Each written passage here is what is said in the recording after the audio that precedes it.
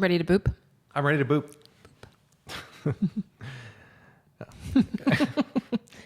And boop. I love how there's a little delay I in this know. boop. So it's like it's got to think about whether your boop was legit. It's like, did he really boop me? That's what So really, we say we're doing 30 minutes, but we do like 30 minutes and 2 seconds. You're right. I know. You know? God.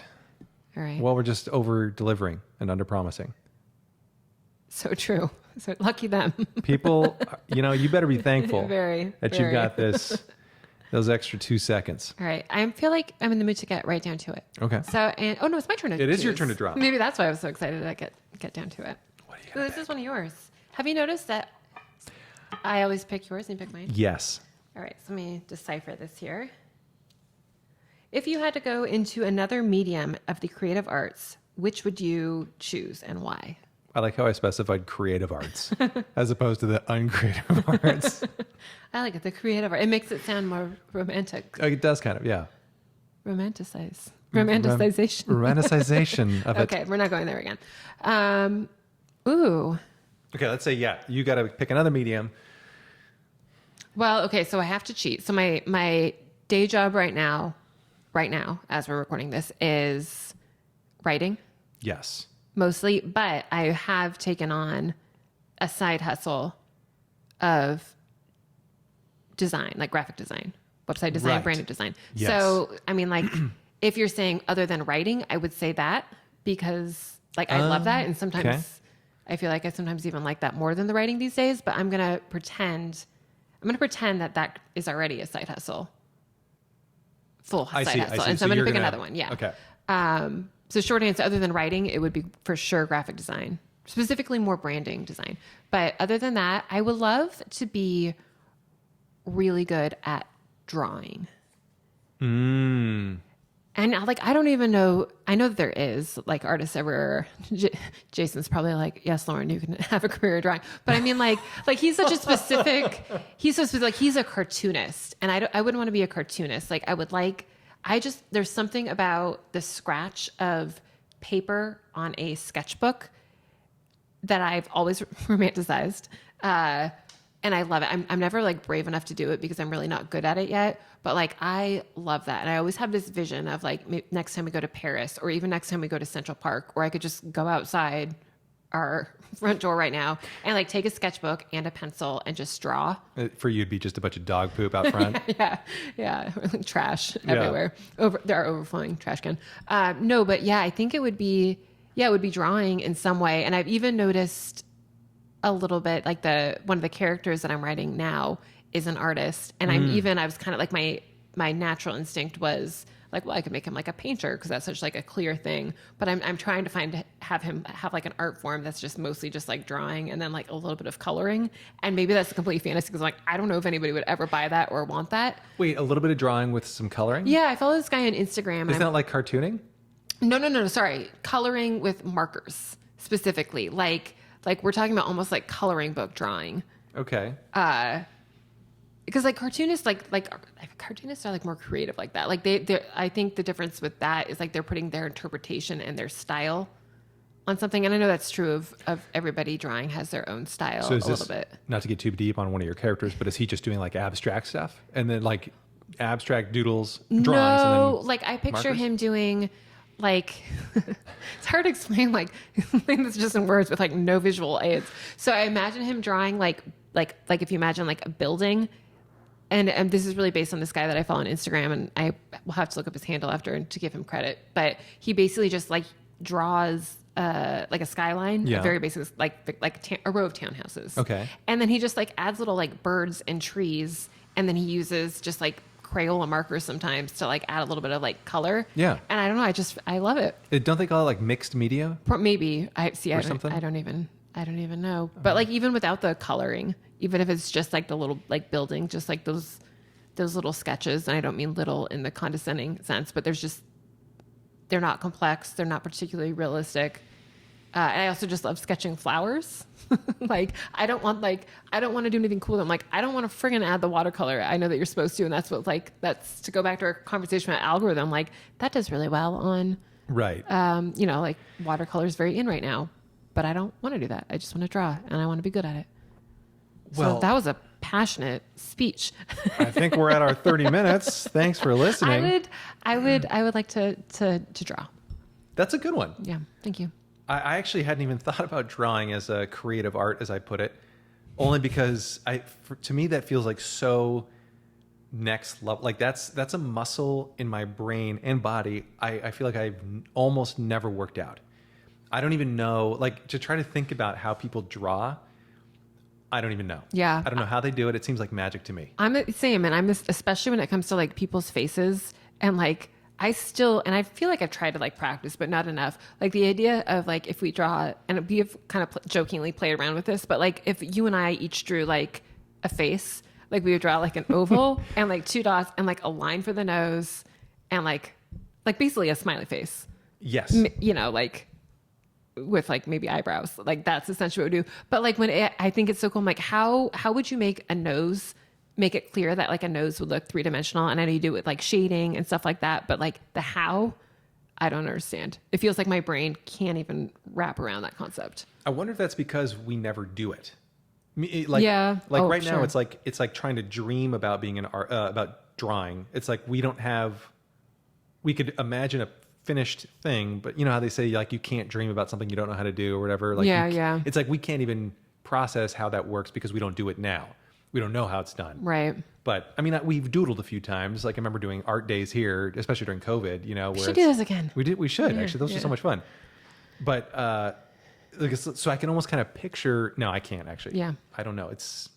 That would be part of the difficulty, but also part of the fun is like learning how to interpret the visual world in a completely new way. That's true.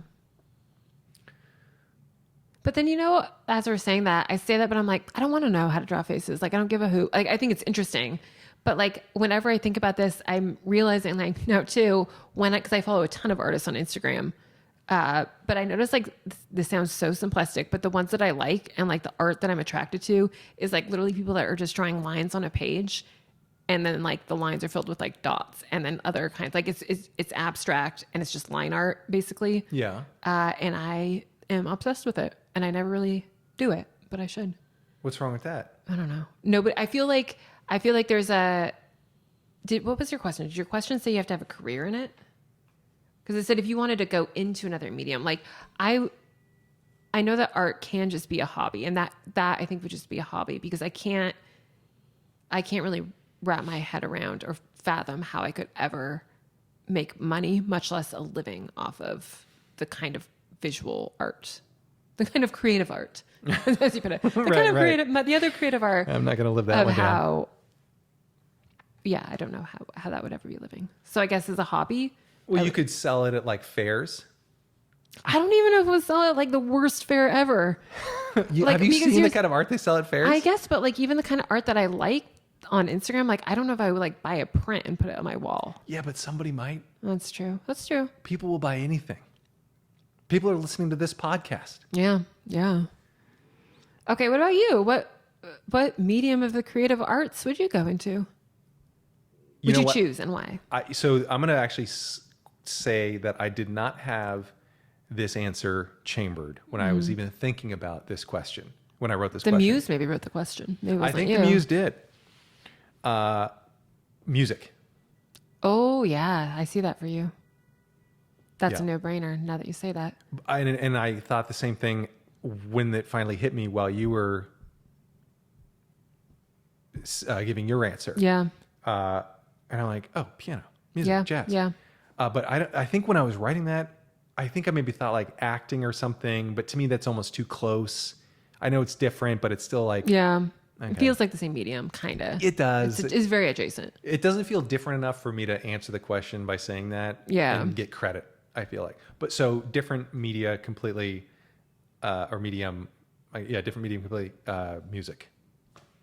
And you said jazz. So specifically, because you have a guitar too that you also enjoy, but it would be jazz piano.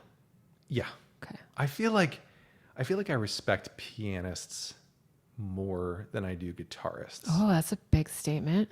Well, I know, but I say that because there's only 6 strings on a guitar. Okay, but no, big challenge. Like if you were to have this conversation with Marie, Yeah. Marie is a guitarist. Peter. Or Peter, yeah. They're both professional musicians, professional guitarists that live in our Right. building. We run into them. Like you would never say that to them, not just because you wouldn't want to hurt their feelings, but also like I think what they do is pretty legit. Oh, Like, yeah. oh, but you still think piano more. Well, hold on. Okay. So if there's a, hopefully they're not listening to this. No, but I mean, like really, if you were to come across a guitarist at the top of their game and a pianist at the top of their game, I still think pianist. because you think it's harder? Yes. I think it's physically harder and mentally harder because I don't know. Maybe this is, first of all, let me say that I'm a novice guitar player and I'm a slightly more than novice piano player. Yeah, you're a good piano player. Thanks. So maybe that's part of the problem. Maybe I know too much about piano to know that it's not easy to be for people to be at the top of their game. And I don't know what I don't know about guitar. I'm going to put that out there. So part of that statement is kind of provocative. I understand that I respect piano so much more.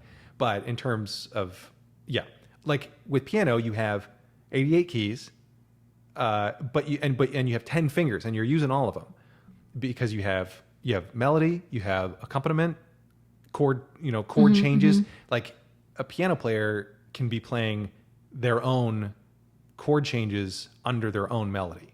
Whereas a guitar player, you can kind of do the same thing. You can play chord melody, but it's, I was going to say it's difficult. And that actually may lead me to one point in the guitar column where I think guitar might require, or it does require a finer dexterity of fingers and stuff. If you want to play chord melody, like to be able to strike a chord and also do melody, right on top of it. Okay. So that's okay. Tangent alert, but this is very related. Yes. So I think it was when I was thinking of candid creative topics. Okay. For some reason, like the way my thought was on a path of we wrote a screenplay and a novel together. Right. Which comes out October 24th. It's called Emergency Contact. I'm plugging it now. Buy it. So we've done that together. And then I don't know if this is a question. So this may be a spoiler for a future question because I can't remember if I put it in. Okay. But basically like, would I do it again? Like write together. Oh, yeah. And I would say, so yes, for sure. But then my first thought was like, well, for sure I would write another novel together. But writing another screenplay together, I was like, probably. But like it wasn't as much of a for sure thing. This isn't all in my head. Yeah. So absolutely I would write another novel with you, another screenplay, not just with you, but like I'm not like dying to write another screenplay. But then I also got to thinking and I was like, but a screenplay is so much easier. Like this is again in my head. And then I was thinking, I'm like, okay, any screenplay writer would probably be like, beg to differ. And I think it is a little bit, because I really tore this apart in my head. I think it is what you like, how much of a master you are in one field, because like you said, you don't know what you don't know. So with novel writing, I've written 40 of those. I know all of the nuances. If it feels very complex to me, whereas maybe a screenplay is more like a guitar in that it's easier to start. Like it's easier to play a song in guitar, to learn a song in guitar, maybe than piano, right? Because there's fewer elements. But it's just as hard to become a master of guitar as it is to become a master of piano. Like because the screenplay at its most is simpler than a novel because it's shorter. It's 125 pages versus whatever. But because it's simpler, that also means that you have to get it really, really, really right in order to make it a good screenplay. Yeah. Well, maybe guitar is the same way. I don't know because I've never even touched the guitar other than to dust it. And to like fantasizing about dropping it down the chute. Yeah. I don't know. Because it is pretty easy to hit one note on the piano and play a song, Ode to Joy. I still remember the 3 3 4 5 5 4 3 2. Like, yeah. You can remember, and you're right. That's pretty easy. And then you can also drop chords underneath it, and then you have a richer song, which guitars can't do. All right, we're gonna leave guitarists alone. And However, okay. No, you're not done. You're not done. No. Well, no, I do think though that in terms of music theory, that you can transpose from instrument to instrument, and that helps. So maybe I don't know.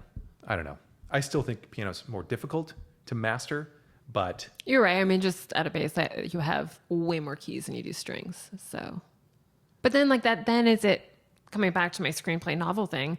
Like, I mean, a novel has more words, so that feels more difficult to master, and it did feel more difficult. Even having done it, it still felt more difficult to write Emergency Contact, the novel, than it did to write the screenplay. Even though by the time we wrote the novel, the screenplay was done, maybe it's like when and I it felt like because it was shorter. Yeah. As simple as that.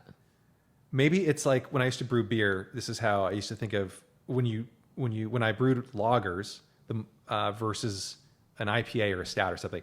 When you brew a lager, which is a tight flavor, it's crisp, it's clean, the margin of error is nil. Like you don't have any margin of error. That's why most American lagers, in my opinion, suck ass.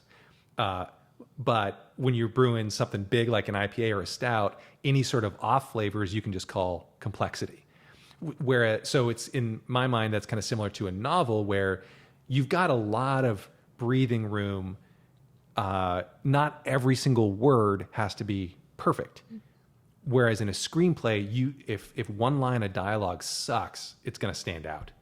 And like, basically, I think it's maybe easier to screw up a screenplay than it is a novel. I mean, your beats got to be there, your story's got to still be there. You still have to write well in a novel, but maybe if a sentence is unnecessary, but you still leave it in, Right. it's not going to ruin the whole novel. That's true. Yeah. So would you think that's true? We really tangented on this, but I like it. Would you say that's true with the guitar and the piano? Because like then if you add extra stuff on the piano, especially jazz piano, which like for those of us that don't really know jazz, sometimes that just sounds like noise. Like it sounds like you could hit whatever the heck key you wanted and just be like, oh, it's interpretation. I'm improvising. Like that's what jazz sounds like to non-jazz people. And on a piano, you got lots of room to just bang keys, and they don't all have to be perfect. Whereas the guitar, Yeah, that's a good point. I can see that because with a guitar, if you're just doing one, like if all you have is a melody, you can't screw that up. Like even it's on a got to solo, be perfect. Yeah. Yeah. Yeah, and maybe I don't know. Yeah, that's probably true. Whereas on a piano, if you add a couple extra notes, that can be a sharp 9 or a flat 5. You know, like you can add them in, and it might actually sound okay. Right. Yeah. It's the complexity. Right. It is. Well, and okay, now this is where we've gone all over the place, but this is in the same topic generally. We've noticed too when we're cooking, well, when, like you're cooking, but you know, like when we're planning a meal or cooking together, almost always we've realized the best recipes we do, like our favorite things here are always the simplest. Yes. And then like that's why we don't even follow most recipes. Like we find the best things that we make consistently are when have 5 ingredients or less or Right. fewer. But the key to that is they have to be good quality ingredients. Yep. Like you can't make a really good whatever tartare with mediocre olive oil or whatever. I don't know why I went there, but you know what I mean? Or how about even like a salad? Like if you're going to make just like a really basic green salad, like we learned the other day, our vinegar wasn't that great. And we're like, oh, we switched to higher quality vinegar. And the salad went from being like, it's fine, it's a salad, to being like, oh, wow, this is really good. This is why people eat greens. Yeah. But you have to get the ingredients right, even though there's only 5 of them. Yes. I think that's totally right. I would agree 100%. Okay, I'm taking us back a little bit in the direction of the original question. Okay, fair enough. Keep us on topic. So if you had to go back to the other medium, so I'm going to, actually, it doesn't have to be music, doesn't have to be drawing. You can disregard your answer. Have you ever seriously considered pivoting away from comedy? Like even if it's not like a full pivot to like something brand new, like to acting or to, now that you've written a novel and a screenplay, to being a writer full time, or you do photography too. Like you've got lots of mediums. Like, have you ever seriously considered it? Yeah. Really? Yeah.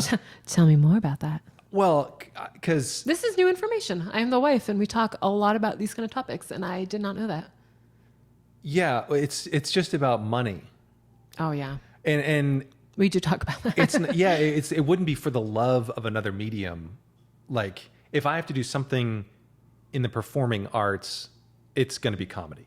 I want to pursue, I like getting commercials because they pay some bills. And I actually really enjoy the acting side of it. Like when I did that TV show pilot, it's called Chambers, go check it out on Amazon or Tubi. It was a really fun process. And actually, I've even thought about doing theater. I mean, I know it sounds Well, you're in the right neighborhood. right. Yeah, I know. I could just walk up and maybe, I mean, it's, Literally walk out the front door and 2 steps. yeah. I mean, just put me in the background. What can I do? Can I stand there, be a tree? Some untrained asshole just walks up and says, I want to be in theater.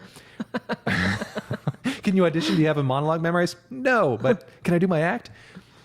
Like that to me would be fun. And actually maybe theater would be for the love of it. I think I could get into that. But like acting I did because it was fun and I still would like to keep my foot in there, and because there's a path to money. I say that also. Maybe that's the same thing. Like I know enough in comedy where it's like, oh, it's going to be a while till you make money, if at all. Whereas acting, it's like, everyone's an actor and they make billions of dollars.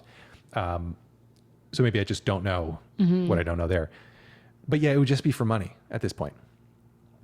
Theater wouldn't. Theater I think would be fun because again, that's performance and it's live. And not a lot of money, I don't think. No, yeah, that's the only way. That's the only thing I've thought about leaving comedy is like, help put food on the table and to live. Yeah. I know that I have this topic in here somewhere, but it's a big one. So I'm sure we'll revisit it a lot in this podcast, but yeah, it always is so difficult, thorny when you love your art and you're an artist, but you have to pay the bills. Yeah. Like at the end, like you want to like stick to your principles and all these things and like follow your dream and all those things that like we always advise each other and ourselves and other people. And yet you've got to make sure, that there's food on the table, that you can pay rent, all those things. Let me ask you this. Yeah.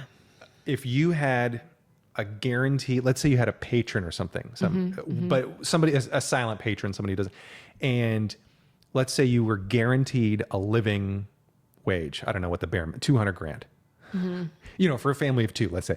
But you also wouldn't, it was just $200,000, no more, no less, to be able to do what you want artistically. Would that change anything for you? Ooh. You mean like I'm not beholden to them on what I create? I just have to create something? Yeah, for the sake of this conversation and this thought experiment, in fact, you don't even have to create. You're just guaranteed that money. Maybe you have to put out something. Okay, so I have to put out something. So it's not like winning the lotto. It has to be, it's not like if you had $200,000 to do Sure, yeah. Okay. nothing for a year. Is that what you're asking? Yeah, let's say you win the lotto, but you have $200,000 to live off of a year. Okay. Would you still write books?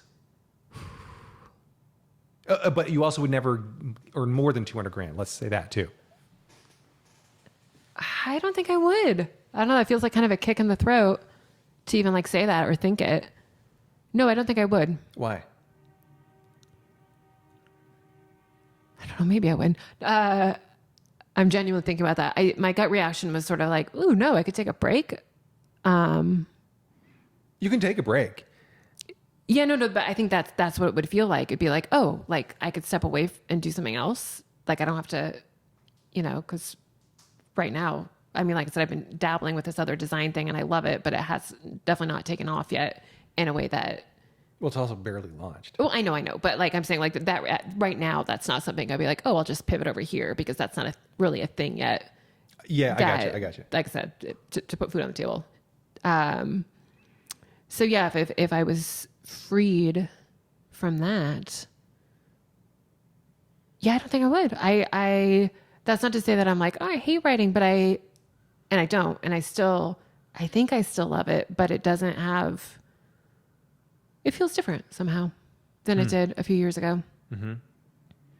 Like I think there is still like this core part of me that is a writer, and I know that because even like during the worst of like deadline times, it's still like there is like this immense satisfaction that's unlike anything else when I write what I know is a great scene or like even a great dialogue or just a great line. Like that feeling really does still kind of like fulfill me in a way that nothing else really has. Or I don't know that anything else ever would, but I feel like maybe all the the business side, maybe it would just be a break because I have been taking a break. But I think it's just that the spotter, I'm getting emotional about this. I think that the other stuff that comes with writing has overshadowed the joy of writing itself.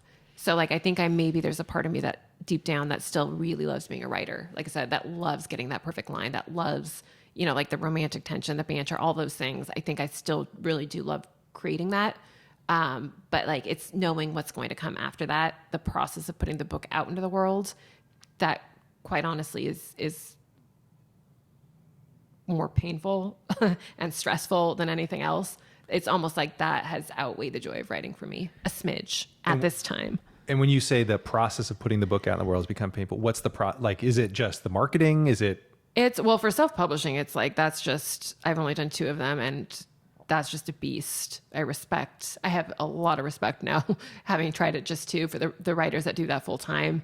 All of that stuff is just not super enjoyable for me. But even if I were to outsource that in my next one, and even now, like that I'm back with traditional publishing, and now that I essentially can just hand off this manuscript and other people take care of it, it's like getting the editor. It's getting editor feedback, even sometimes when like if they like the book, but it's the feedback process. And it's no longer yours once you send it off. Like somebody's always going to have an opinion. And even if you try to ignore those, you can't escape things like sales data. Like, even if you never read a review, never pay attention to social media, so you have no idea, if it goes viral or not. Like, you don't know any of that stuff. You can't avoid when the royalty check comes in, or when your publisher drops you or gives you nothing on your next advance. Like, you can't escape the fact that either your book is doing well or it's not doing well. And that, I think that kind of like that constant like pressure, I want so badly to detach from it. But right now I feel like it looms large all the time. Is there a way for authors, like, is there some sort of job that exists almost like a manager would in maybe the acting or comedy world or something, where it's like somebody to act as a little bit of a go-between for that stuff? Like, is there anything that exists like that, or is that just an agent? Yeah, it's mostly, it's mostly like an agent. Like Nick is great. She buffers me from all sorts of stuff. I'm sure it's like, especially like, on the publisher side, like she gets to decide like, oh, I'm sure if she were to have a conversation with one of my old publishers and they were like, no, we don't want any more Lauren Lane, she didn't sell, like she would never tell me that. Right. She would just gently steer me in a different direction. So an agent to an extent can do that. But yeah, like I said, there's still no, like unless you really wanted to live in a bubble and somehow outsource all of your finances. But even that you can't, because at some point you would know if you're like, hey, I want to buy this new purse, someone's gonna be like, you don't have the money for that. And you'd be like, oh, if I don't have the money for that, it means, means that it didn't sell well. Yeah. Yeah. That's interesting. Yeah. I've lost. What about you? You have 2 minutes. You win the lotto. Would you still do comedy? Yeah. Yeah, I knew you were going to say that. I feel it from you when you wake up every day. Yeah. There is nothing more satisfying than putting together a joke. I actually even enjoy just like, it's almost like in that scene in Harry Potter when Dumbledore pulls the memory out, or no, it wasn't Dumbledore. It was the other guy who pretended he was a couch. They both do it. Oh, okay. Whatever. When he pulls the thing out, that's kind of how I view like pulling out the start of a joke sometimes when I sit down to write, or in the shower when it comes out.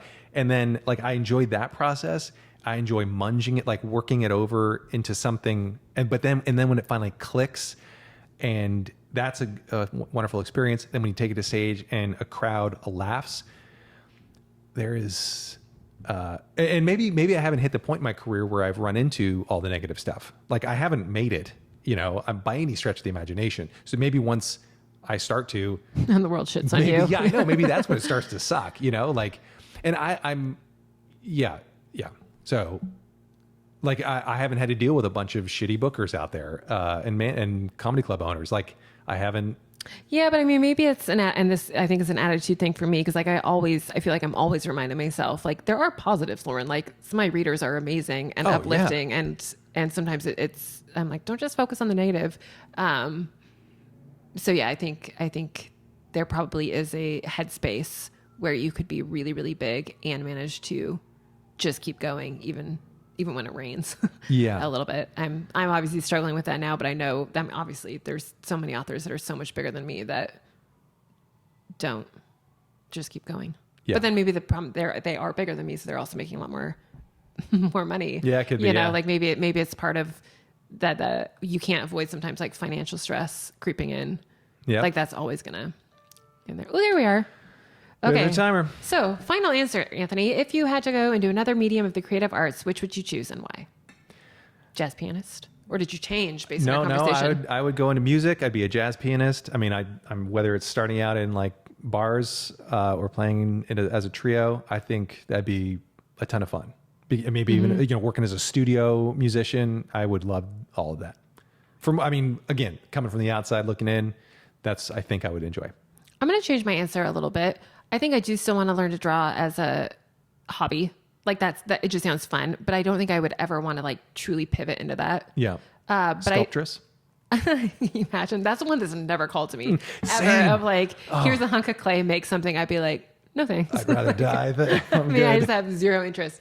But I think I would, as we've been having this conversation, I mentioned like the idea of pivoting into design. And right now, web design's where there's more of a demand, but like brand design would be what I would love to do.